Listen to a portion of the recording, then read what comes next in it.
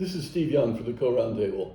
Today is November 9th, 2023, about a month since armed Palestinians were part of the Hamas organization across the border from Gaza into Israel and killed, I think, roughly 1,400 Israeli civilians, women, children, unarmed people. And there's been fighting between Israel and Hamas, mostly in Gaza, for about a month now. Most recent casualty figures I've heard, I think estimated maybe some 10,000 people in Gaza have been killed, including women and children and other civilians, and apparently, as of today, a large number of Hamas militants. The question that many people have asked, and we had a roundtable discussion of a number of our participants this morning, is when will it end? And you think about the source of the tensions between Palestinians in particular and Israelis also. And 1948, with the efforts to create a homeland for the Jews from Europe in their ancestral territories, the Holy Land, Judea and Samaria. 1948, 2023. And very few people, and the people on our roundtable this morning, were depressed. Former foreign minister she was just shocked at the 10,000 people dead for what? Oh, and then in the background we have another war. We have a war in Ukraine. It's been going on for what, over a year now. Casualties there, I don't have a good figure on that, but I've seen something like 250,000 dead, both sides, Ukrainians and Russians. No end in sight. But if we go back to the conflict between Palestinians and Jews, or Palestinians and Israelis, is this a conflict between Palestinians and Jews, or one between Palestinians and some Jews who are Zionists? And what might be done? Is this war going to be something that will outlive us, our children? The Jews have been around for 3,000 years.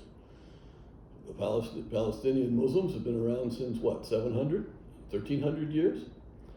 How one might think about a different way of approaching the mistrust, the rivalry, the claims, the demands, the insecurities of both parties.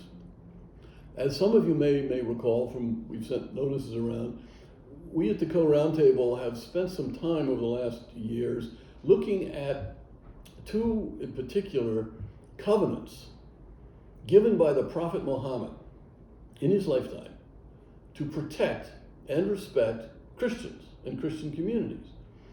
Now, these covenants have been overlooked for 1,300 years. I'm not quite sure why. You read a little bit here, a little bit there. Both sides didn't really want to, I think, warm up to them, or the Muslims didn't really want to follow them. Christians didn't want to show any appreciation or acknowledgement that the Prophet had goodwill towards Christians. But what I've been thinking about recently is between Palestinians and Jews, or Palestinians and Israelis, could covenant be used? Could the two peoples come together to covenant to respect each other? Maybe this could happen at a local level, community by community, a mosque here, a synagogue there. But it would be a personal commitment of an individual. And maybe there would be an obligation to pass this on to your sons, your daughters, on both sides. Maybe there would be part of a covenant to mutually respect each other's high holy days. I don't know. But it struck me that this concept of covenant, which is very important in Quran, in the Old Testament and in the New Testament, is a different way of getting along with people than the sovereign nation state, which talks about having a government, which is the absolute authority in a territory, and it is sovereign. It's zero sum. If I'm sovereign, you're not.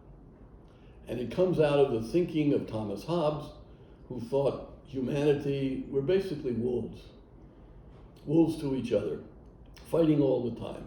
So we need a dictator to keep us peaceful.